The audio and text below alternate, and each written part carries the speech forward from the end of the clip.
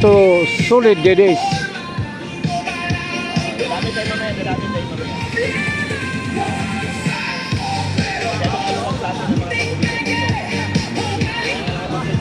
Ito yung lumalaban. Lumalaban para sa katotohanan. Malaki na sa dilig yung pagkain, tubig, everything. Andito yung mga kapulisan natin. Ay, yung babayar nila. Ito yung mga kasama ko, mga vlogger. Wala masyadong tao kasi mahigpit, hindi pinapapasok. Buti nakalusot kami. Ito yung taga Davao, si June Budlat.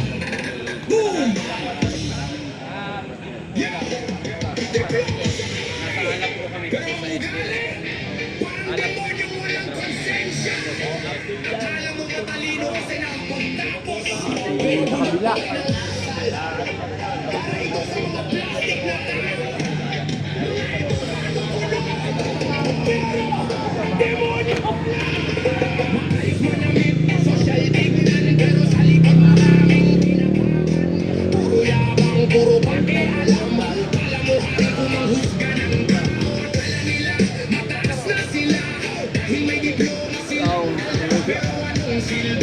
Puro pulis, walang sibilyan.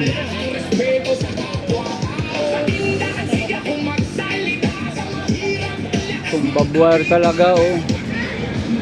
Yung mga alam ring matitinik. Ayan, oh.